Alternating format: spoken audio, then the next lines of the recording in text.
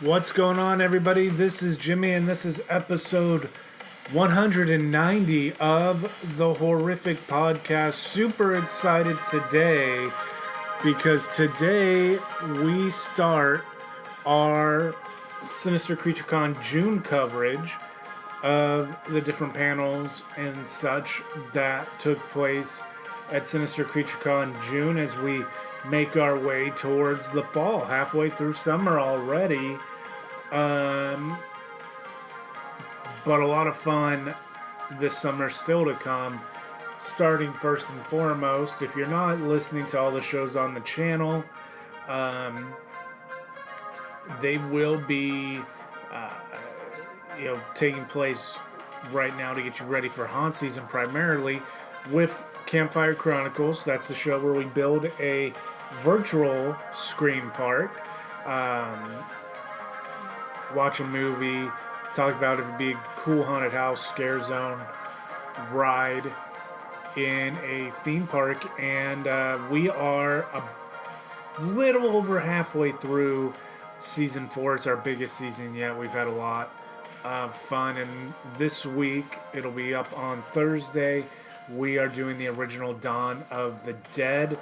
Then we are going on Friday. We will have episode 3 of our newest podcast on our channel called Hauntcore History, where we talk about the history of some of the better events in California, like Halloween Horror Nights, Not Scary Farm, Fright Fest, stuff like that. And John and I will be wrapping up, getting us, right now we're in the process of talking the history to the point where we have gone to these events, and then we'll really start getting into detail. So part 2 of our Not Scary Farm history is this week. That'll be up on Friday. Saturday, we will be live at the State Theater for a showing of the Texas Chainsaw Massacre. Cannot wait for that as part of the screening room show that we record.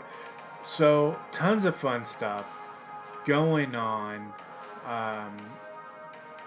Cannot wish for you guys to be there more. A lot of fun stuff. The 24th of July as well, we will have a showing of Jaws that I think will be just completely off the charts. So stay tuned for that.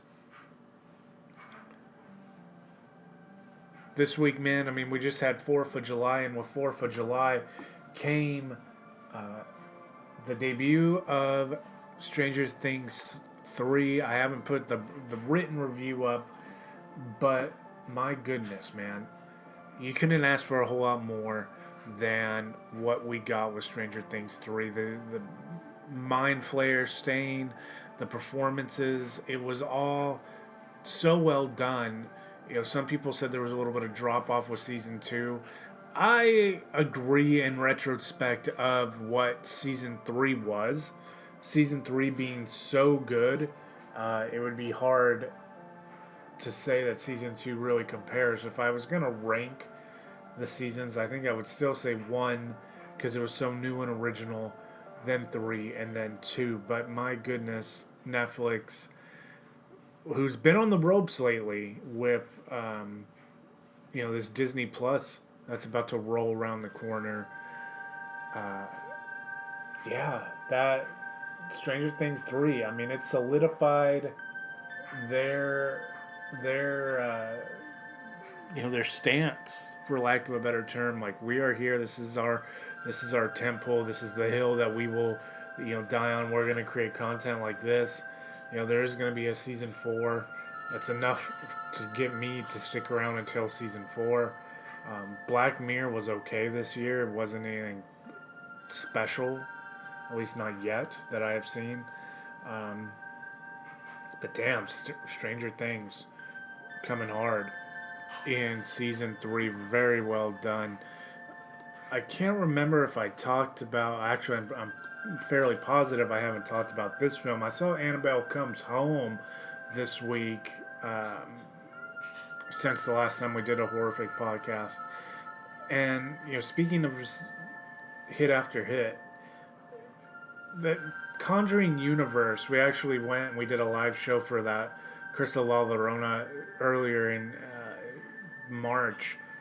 And now this movie, Annabelle Comes Home. I don't know if the Conjuring universe has produced a bad movie in general. They're all scary. They're all enjoyable. They all have different levels of being scary. This one isn't the scariest, but Annabelle Comes Home, is a pretty damn good show, man. I enjoy it. I thought that the acting, the three actresses did a great job, not having to depend on having Vera Farmiga and Patrick Wilson, the Ed and Lorraine Warren characters, around. They didn't need them. The story, the Warrens are there for a couple minutes, probably 1/10 of the film, and they didn't need to be there, which was pretty wild.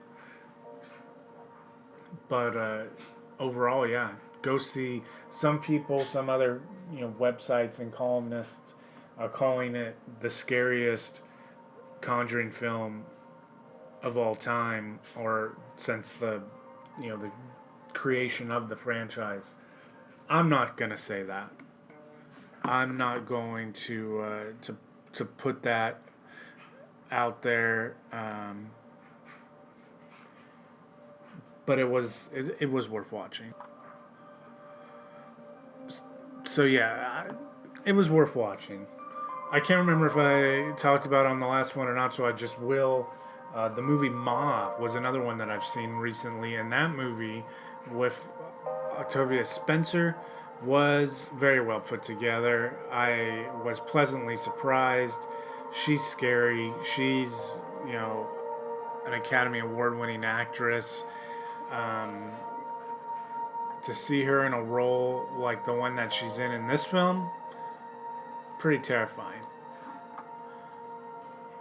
I actually think that I would rank Ma above Annabelle Comes Home as a total picture. Just because we've seen Annabelle Comes Home, or we've seen Conjuring before, I hadn't really seen anything like Ma before, or at least not in recent memory. Anyway, man, let's get into our content of the week, the meat and potatoes of this show. We are going to have the panel with Joe Bob Briggs. This was our friend Charlie's, who, Charlie, he was the doorman in Door to Door. He was in several different renditions of podcasts that we have produced.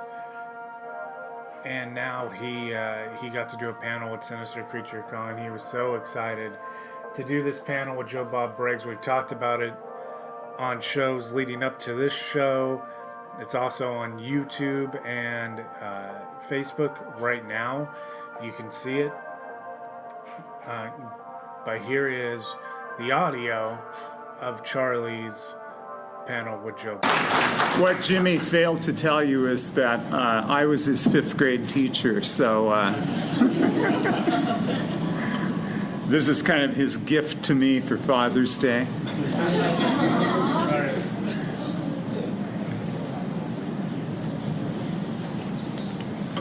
Okay, it's nice to see such a big crowd here for our first panel.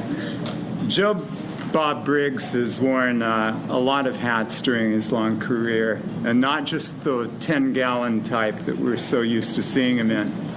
He's a writer, he's a critic, stand-up comedian, actor, film historian, but I think we love him most because he's the curator of low-budget movies and the drive-in lifestyle that we remember so fondly. He calls himself a professional redneck, but if I could change that, I'd call him a Renaissance redneck. So let's welcome the one and only Joe Bob Briggs.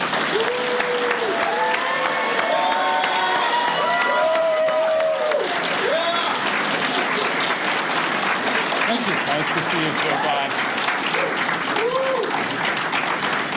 I was standing in the hall, so I didn't hear a word that you said. But Oh, shoot. Read. Here you go. You can read it. oh, okay. All right, check it out before you interview me. See if I pass muster All right. there. First of all, I want to welcome you to Sinister CreatureCon in Sacramento. Happy to be here. This is about as far west as you can get, cowboy, so I hope you feel at home. Oh no, I've been to Hawaii. Oh, okay. Now, you were born in Dallas, Texas. So Yep. you're a Texas boy. But you were raised in Little Rock, Arkansas.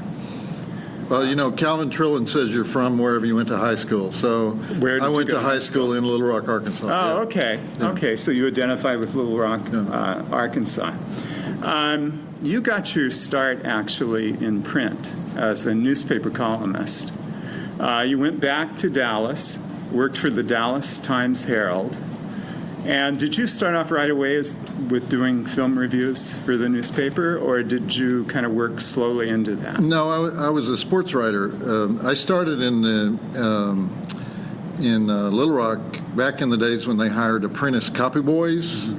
When I was 13 years old, I went to work for the Dallas Times-Herald. I'm sorry, not the Dallas Times-Herald, the Arkansas Democrat. Oh, okay. When I was 13 years old, and so.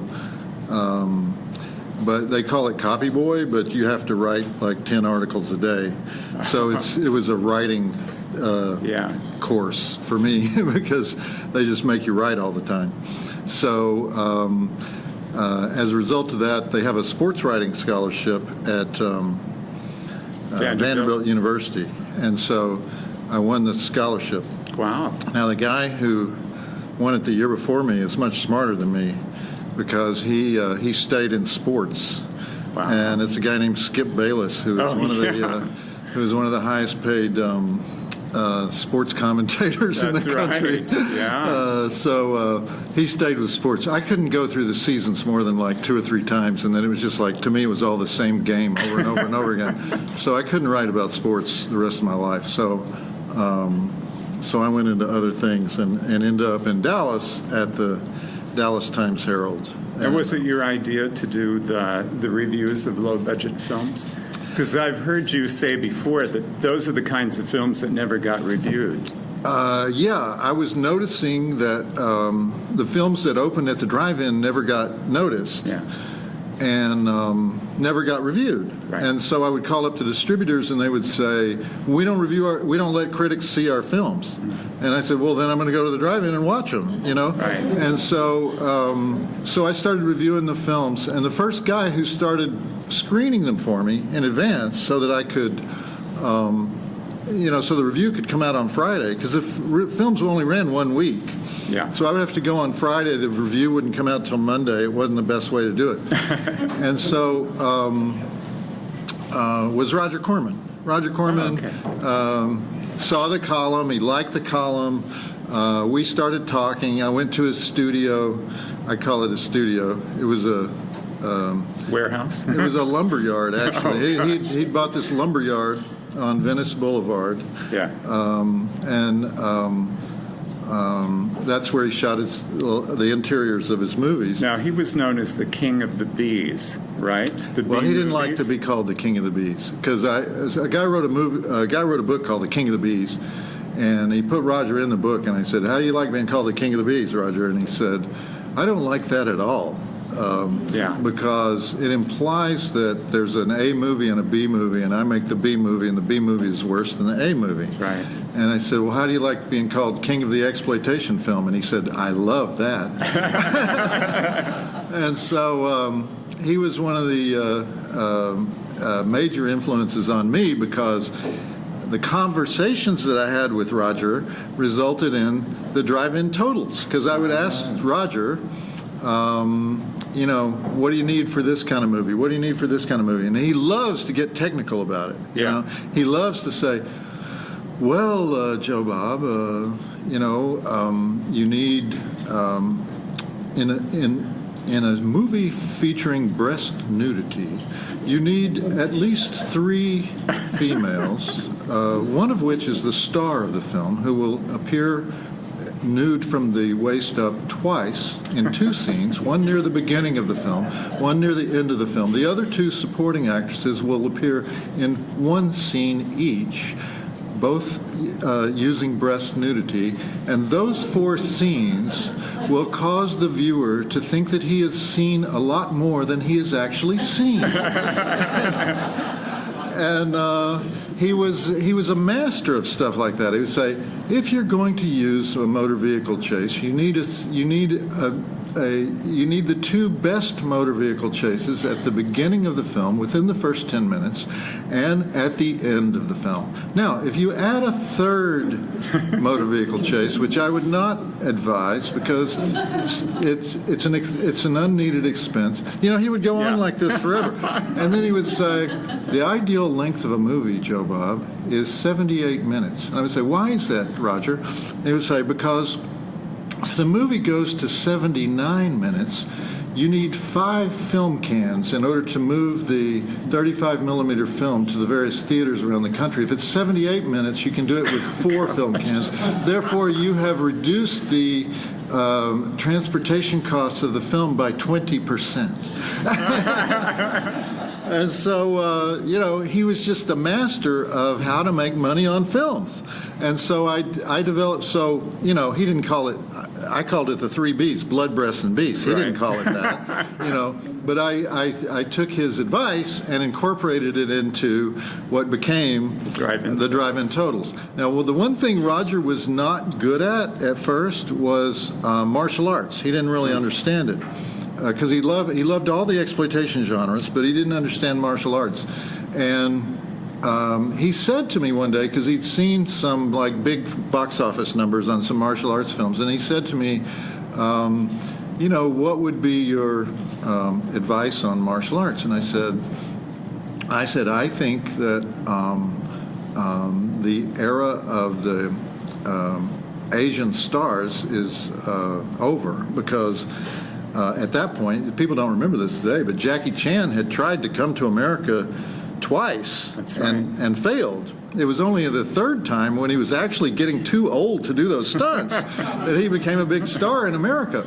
And so I said, I don't think these Hong Kong stars are doing it anymore. I said, but if you could find a really good-looking American martial arts champion who can act, I think that's the way to go.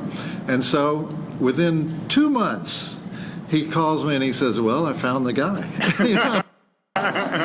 And that was the beginning of the career of Don the Dragon Wilson. Wow. And I met Don the Dragon years later, had him on my show, and Don said, yeah, I got this call from Roger Corman. He says, I wasn't planning to be in the movies, And I think Don the Dragon made, I don't know, he probably made 30 movies. Yeah. I mean, they were turning those things out like crazy, like in the I would say from about the mid-'80s to the mid-'90s. Yeah. And Don kept himself in really good shape, and he became, I think I would consider him a 2nd-level martial arts star. Sure. If you make the list of all the people who sort of made it in martial arts, right. Don is one of them. And so that was a case of Roger kind of coming late to the party, but figuring out a way to do it. And Circle of Fire, Ring of Fire. What were those titles? I don't know what they are. There's like 2 martial arts plots. Fire. There's only 2 martial arts plots, and you alternate them. There's the Rocky plot, and then there's the revenge. Somebody killed your brother plot.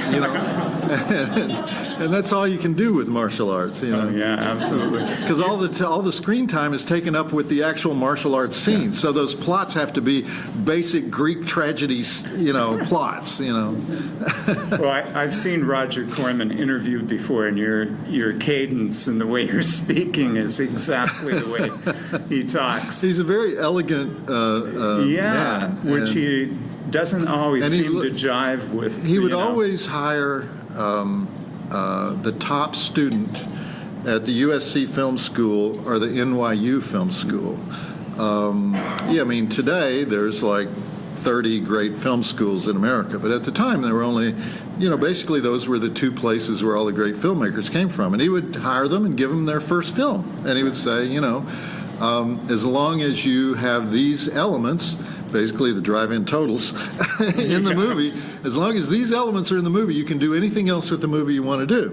And so, of course, a lot of directors made their first, except in the case of Ron Howard. I mean, he told Ron, you have to act in 2 movies for me, which were Eat My Dust and Grand Theft Auto. I think. Yeah. I think you have to act in 2 movies, and then I'll let you direct. And he also directed Grand Theft Auto. Was that his first directing I movie? think it was. Did he but also act in it? Yes. I think he made him act in it because he wanted to be a director. He didn't want to act anymore. Right. So in that case, rather than taking the film student, he took an actor. He took an actor whose name he thought he could use in movies, and he said, "You got to make 2 movies for me, Ron, and then I'll let you direct."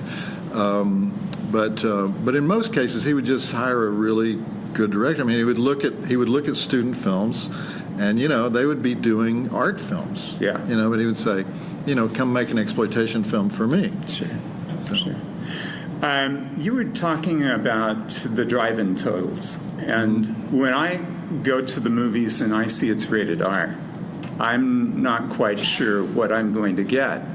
But when you start going over the drive-in totals, and you give me terms like aardvarking, or any action word that ends with the suffix "foo," I know exactly what I'm getting.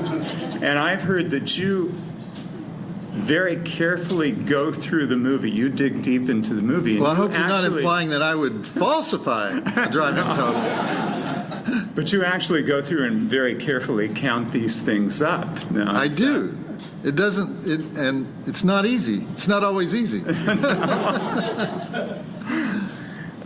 You went into stand-up comedy after the newspaper gig. Is that the way it worked, or was that going on at the same time that you were? There was this stand-up comedy boom in the 80s when every town had a comedy club. And so even though my normal show that I do is more of a storytelling show, I mean, I'm doing a show now. I have a one-man show now that tours, but it's more of a long story type show. So I would occasionally do the comedy. I would mostly do universities, but I would occasionally do the comedy clubs. And I hated the comedy clubs, to tell you the truth, because you get people on a Friday night who are drunk, and the only way you can get off stage is to say "fuck" every 5 minutes, every 5 seconds, and I had no shame. I would say "fuck" every 5 seconds because there's Japanese tourists here. They don't even understand English. It's like, all they understand is when you say "fuck" and they laugh. And so I was in that world just for a little while. But I preferred to do. I would actually come to I came to San Francisco quite a few times and did shows at a place called Wolfgang's that burned down. It doesn't. It's not there anymore. But the only 2 kinds of acts that they would book there are punk bands and me. On the night that the punk band wasn't playing, I was doing a show there. And then later, when the audiences got a little larger, I did the Great American Music Hall. And the great thing about the Great American Music Hall is it's right next door. It was right next door to the Mitchell Brothers Theater, the O'Farrell Theater. And the Mitchell Brothers would always come. One of them, I get them mixed up, but I think it was Artie. Artie would come over, and he would say, "Why don't you ever review our movies, Joe Bob?" And I say, "Artie, I don't review X-rated movies." He said, "Well, you could make an exception for us because we're pioneers," and he had this whole spiel and everything. But they would always. Anytime I would work at the Great American Music Hall, I would go to the dressing room, and there would be this big bag of VHS porn tapes that were sent over by the Mitchell Brothers. Well, you transitioned into the Joe Bob's Drive-In Theater then on the movie channel, and that actually started in 1986 and went to about, I think, 1996, right? So you were there about 10 years. Well, yeah, what happened is I wrote an article I went down to Austin where they were shooting the Texas Chainsaw Massacre 2. I was commissioned by Rolling Stone magazine to go there and interview Dennis Hopper because Dennis Hopper was coming out of rehab. He had just vanished for years. No one had seen him. And his first movie out of rehab was Texas Chainsaw Massacre 2. And his agent and manager were telling him, please don't make your first movie Texas Chainsaw Massacre 2. And he was saying, well, I want to go to Austin because I'm friends with Willie Nelson and I would like to play golf with Willie, and it's, they're having the 4th of July picnic and I want to go to that. And, I mean, he was just being Dennis Hopper. I want to go to Texas for the summer, and so I want to do this movie. And so I went down there and I wrote this article about Dennis Hopper for Rolling Stone. And so the people at the movie channel, which is I don't know if did anybody here ever have the movie channel? Oh, really? Yeah, a lot. Wow, okay. Because it was the 4th premium service in the 80s. Kind of if you already had HBO and you already had Showtime, and you had to pay $10 for HBO, and you had to pay $10 for Showtime, and then by the time you get your 3rd premium service, that's Cinemax. So you're already $30 a month into your bill. And then if you still don't have enough premium services and you have to have one more, you would buy the movie channel. So it was the sister service of Showtime that never got any respect. And so they needed to load it up with cheap content. And so they went over to Europe, one of the film markets, and they bought all this crap. Because when you go to a film market, or when you went to a film market in those days, you want a certain movie, and they say, well, we'll sell you that as long as you buy these other 40 movies. They go with it, And so they end up with all these, I don't know, these are vanished genres. They don't exist anymore. But the West German sex comedy, for example, was one. We had several of those, So they bought these movies, and they wanted to program them, and they needed a host. So they had guest hosts come in on a Friday night. And so they said, oh, this guy wrote an article. He apparently likes these movies. He wrote this article for Rolling Stone. So they invite me to come and host 4 movies for 1 month of this late night show on Friday night, late night, on the movie channel. So I went and I shot this show 4 weeks, and all it was the Lazy Boy recliner with the steer horns on the back. It was a little crummy insert stage overlooking the railroad yards at Penn Station. And they said, well, that worked okay. Invited me back the next month. So I did 4 more, invited me back the next month, invited me back the next month. Well, I stayed there 11 years. And I don't think we ever even had a contract.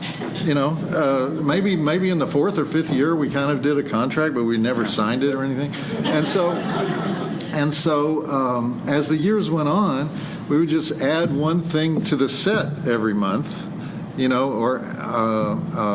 after about after about 4 years, we were shooting at the old Dumont Network studios in Spanish Harlem. The Dumont Network was this network in the 50s, where actually I walked behind the set one day and I saw that they paint over the flats every time a new show comes on. They paint over the flats. And we look on there, it had the Honeymooners on the.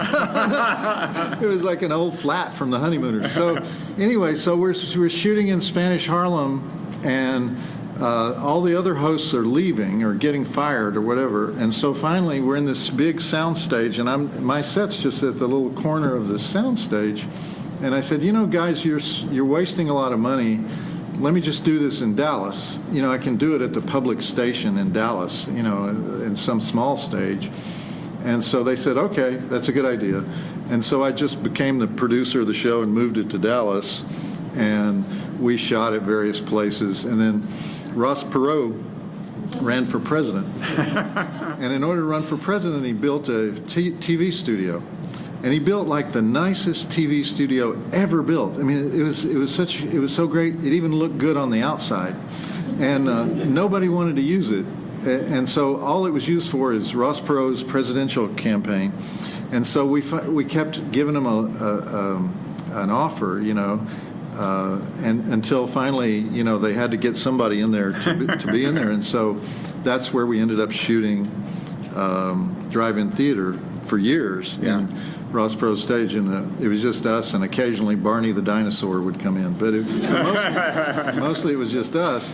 And then when they changed format at the movie channel, there was a little 2-month hiatus, and I got a call from TNT, and they said, "You want to do a show over here?"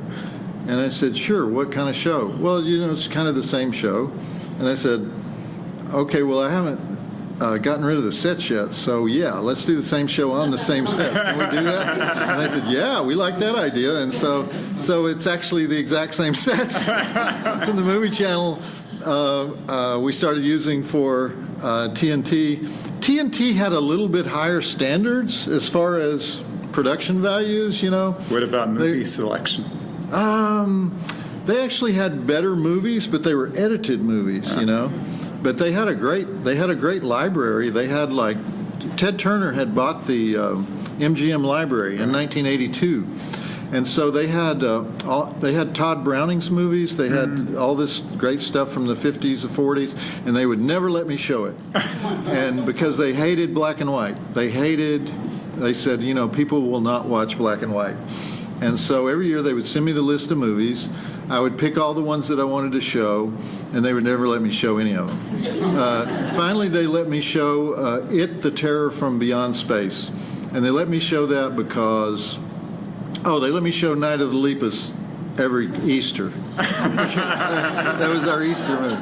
But It, the Terror from Beyond Space, I wanted to I had this thesis that all of Alien was a direct ripoff of It, the Terror from Beyond Space. And in order to prove it, we showed It, the Terror from Beyond Space, and then showed Alien to show, you know, scene by scene, plot point by plot point. Alien is a direct steal from It, the Terror from Beyond Space. All right, is Alien a better movie? Yes, but you know, shouldn't they at least say that? Shouldn't that be somewhere in the credit roll at the end of Alien? You know, we stole this from It, the Terror from Beyond Space. Yes, it should.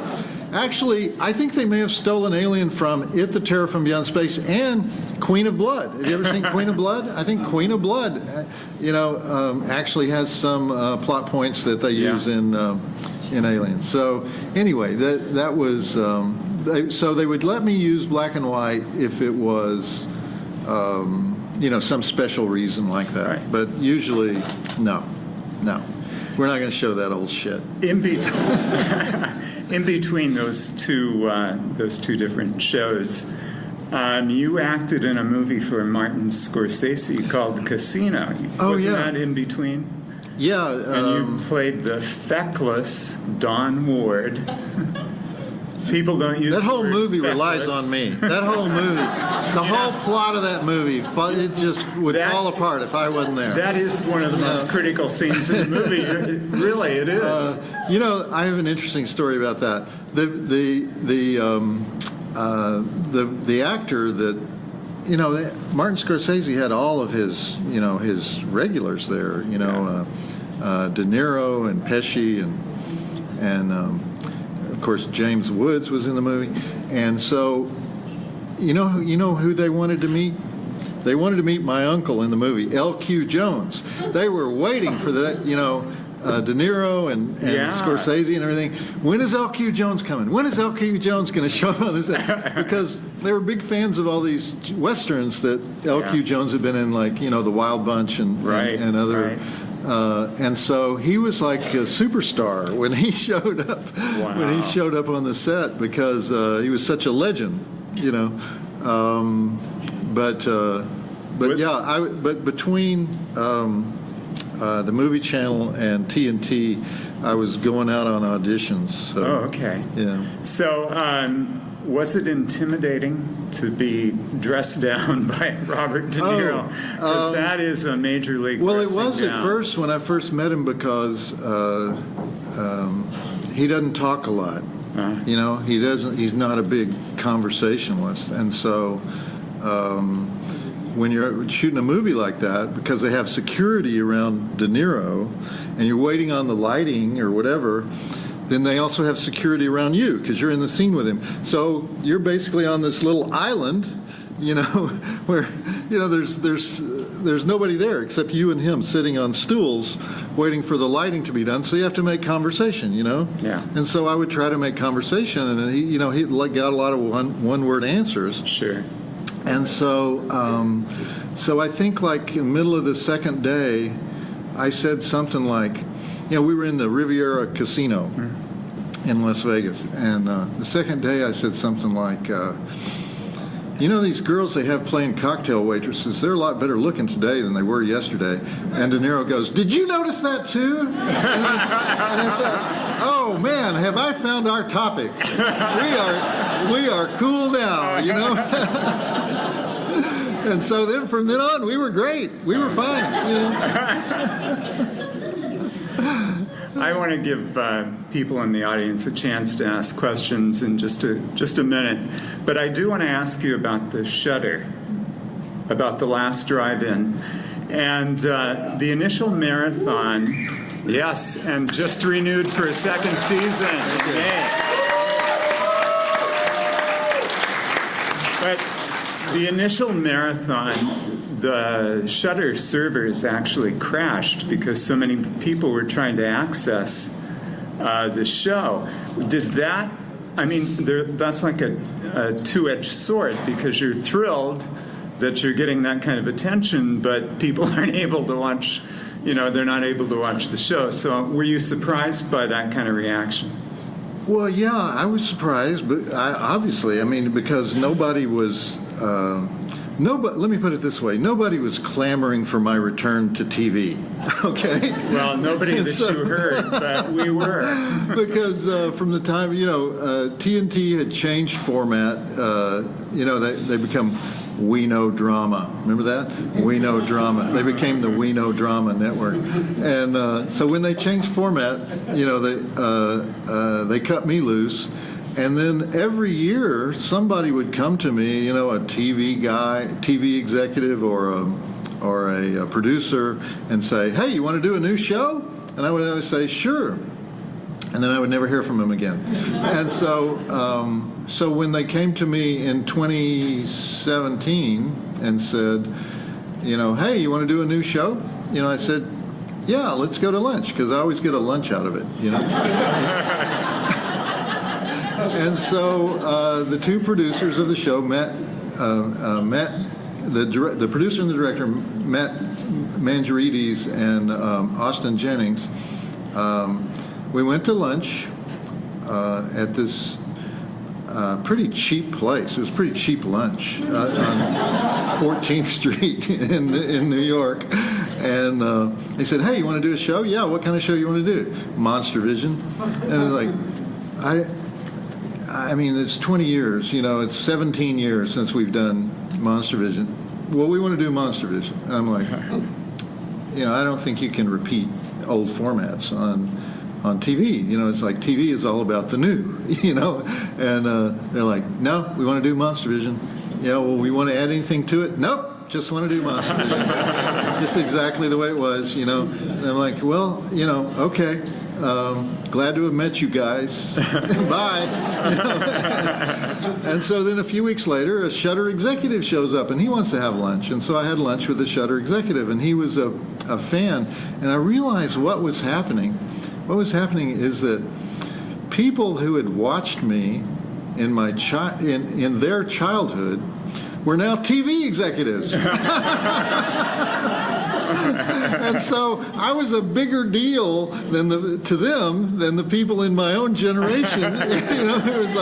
It's like I was old news to guys my age, But the guys who had watched me when they were kids, who now ran things, they were like, yeah, come on. It's like, and it's true. It's like everybody I work with is under the age of 40, certainly, and a lot of them are under the age of 30. I mean, the director of the show, The Last Drive-In, his name Austin Jennings, he's 32 years old. He's a millennial.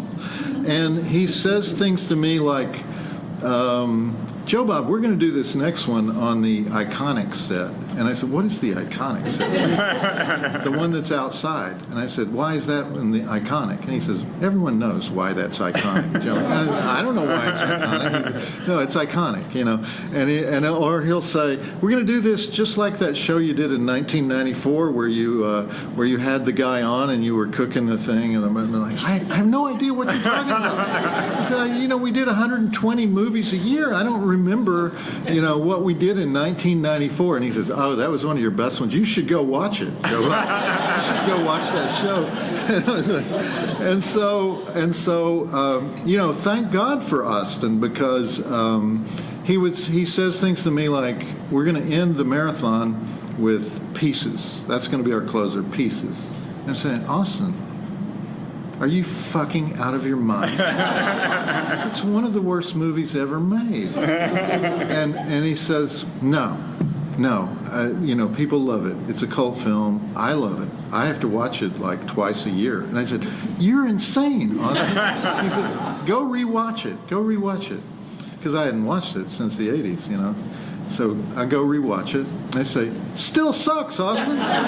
Still totally sucks. And he's like, no, but you've got to trust me. You got to trust me. Everyone is going to love this. And so we closed the marathon with Pieces. And he was absolutely right. I mean, people went like ape for Pieces. Now, why do they like it? I don't know. I'll never know. It's a millennial thing. I'll never understand it, But I know that they like it. He was right about that one. He was right about Chud. We started the Last Drive-In series with Chud. Same conversation. Austin, Chud is really, really bad. And he was like, oh no, there's so many Chud lovers. And I said, why would they love Chud when I don't even think there's any Chuds in the movie? Everyone knows that it stands for cannibalistic humanoid underground dwellers, but you never see any cannibalistic. You see some giant yellow eyes or something. It's like there's no Chuds in Chud, And he says, I know it. It's just got such a following. It's just like, And so I said, well, what is it? And he says, remember that box? I said, what box? He says, the video box for Chud. One of the best video boxes ever. And I said, no, I don't remember the video box for Chud. How would I remember the video box for Chud? And he says, it was just one of the greatest video boxes ever. And I said, okay, so you love the video box. I said, did you take the video box home, take the movie out of the video box, and watch the movie? He said, no, I just love the box, And so I said, so people love Chud because they love the box?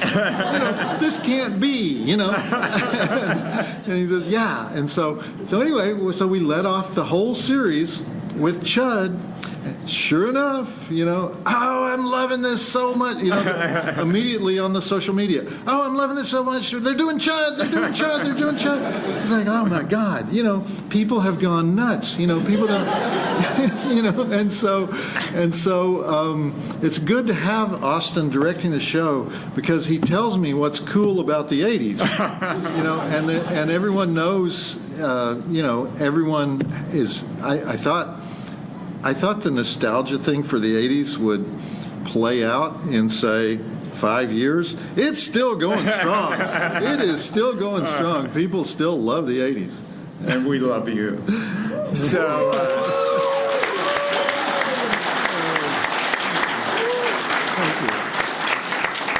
We're running a little low on time, and I'd like to get some questions before we let Joe Bob go. So over here, you have a question for Joe Bob. Same vein, like what was the thinking behind Phantasm for the whole Christmas special? Well, that's one that we kind of. Oh, thank you. There's no. I'm not sure I would do that again. It was rough for me to watch all those Phantasms right in a row. I think the fact that we had all those Phantasms, we didn't have Phantasm 2, but we had the other ones. The fact that the tall man had recently died, that Don Coscarelli had retired, that we thought maybe it was our last chance to feature Reggie Bannister. There were just a lot of reasons that we thought, people are expecting us to show Silent Night, Deadly Night. Let's do something a little different. And so, but when he said, let's show all the Phantasms, even I was just like, I like Phantasm like once a year, but 4 in a row, I don't know if I can do that, And I'm glad we did it. I'm one of the only defenders of Phantasm 5, Ravager Phantasm. Everything except the ending. I don't understand the ending, but everything else, I like. And I think Phantasm, even Phantasm 4, is vastly underrated. So anyway, we were trying to sort of do something special. Nice. Any other questions? Yes. Is there an out-of-print movie that you would like to see brought back to show? Yeah, we can't find out who owns Howling 7. I want to show Howling 7. We showed it on Monster Vision, and the people of Pioneertown, California, wrote in that it uses the entire population of Pioneertown, California, to make Howling 7, and so we had like the beginning of what I thought would be a cult film, and actually went to New Line at the time and said, you should release this on DVD and do a lot of DVD extras, and it'll become a cult film. And they were like, "Are you fucking kidding us? We only made 50 cents on this movie. We didn't even finish doing the final 35 millimeter assembly. It's in pieces. It's in boxes. This is true. It's in some back room here. It's in boxes. We told the guy, just stop. Just don't even finish the edit on the movie. And so the only form it exists in is a VHS. They had like just enough of it assembled, on tape that they could release a VHS, and so. It's still, to this day, there is no 35 millimeter copy. There's only a VHS. There's no DVD. And so in the process of New Line being sort of becoming part of Warner Brothers, and some of its libraries there and some of it's not there, we don't know where it is. We can't find it. And the director, the Australian biker who directed it, went back to Australia and was never seen again. So we don't know how to get in touch with him either. And so, that guy, I don't know, has anybody seen Howling 7? Did anybody watch it on Monster Vision? Okay, because the guy at the bar in Pioneertown, the owner of the bar, he died too. And so there's nobody left to ask. Yes, in the back. What movies epitomize 3 Bs for you? What was the question? What movies epitomize the 3 Bs for you? What movie has all of the 3 Bs? Okay. Best blood movie, best breast movie, and best beast movie? Oh boy. Well, that's a little PC question there. That's a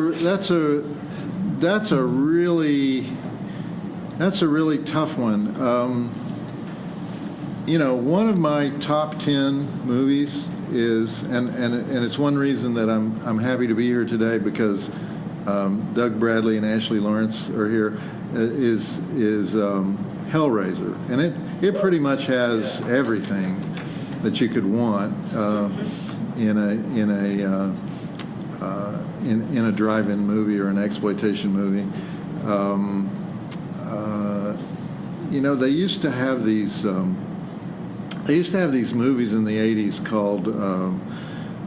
I don't know what the exploitation name for them was, but they were sex farces. Sex farces, because the plot would always be the same. 4 guys on vacation are trying to get laid. 4 guys are on a road trip trying to get laid, and they don't get laid. They never get laid. But there are multiple girls in bikinis and multiple girls topless and multiple girls at the pool and multiple girls everywhere. And there's always a hooker, and there's always a virgin, and at the end the good guy and the good girl kiss. That's it. But it was just a lot of nudity and stupid gags. A whole lot of stupid gags. Well, there was one called Gas Pump Girls that set the all-time record for a breast count. It was something like 136 or something. And I was they just don't make them like that anymore. I asked Jim Wynorski. Jim Wynorski made a lot of exploitation movies in the 80s and 90s, and I saw him at a convention, and I said, Jim, high school sex comedy, sex farce, guys on vacation, guys on spring break, that kind of movie. Where did it go? And he says, never make one of those. You want to lose all your money? Never make one. And I said, why? What happened? And he says, the last one was American Pie. He says, there's nothing after American Pie. And I said, why though? Why? It's like, did 14-year-olds stop liking sex? Because that's what it was. It was addressed to the mind of the 13, 14, 15-year-old horny boy, right? And so I said, did they stop liking sex? And he says, no, I think they just have all the porn that they can possibly consume. And they're not going to watch a topless girl at the pool. They're not going to get anything out of the topless girl at the pool. I said, okay, so dead genre. But that would have been a breast champion back in the 80s. We're going to have to wrap it up here, but I'd just like to say, Joe Bob, that we are so glad that you are back on the air and doing what you do better than anybody. Thank you, man. Thank you so much. I appreciate that. Thank you, guys. So there you go, man. There is Charlie's first Sinister Creature Con panel. I think he did a great job. At the top of it, he said that I let him do his panel for Father's Day. It was more, I let him do the panel because he deserves to be able to do it. He's an encyclopedia of knowledge, much like Joe Bob Briggs when it comes to horror films. And I thought the two jived very, very well together. So next week, we will have David Howard Thornton, a.k.a. Art the Clown's panel from Sinister Creature Con, as we keep it rolling in what was an absolute blast of a weekend. I thank you for listening. Make sure you catch those other 2 podcasts, Campfire Chronicles and Huntcore History, later on this week. And then next week, we will have, I believe, some Lion King stuff, I think. So Nerdageddon should be back for another episode next week, along with that Texas Chainsaw Screening Room episode. So, stay tuned. Thank you again. Have a good day, everybody.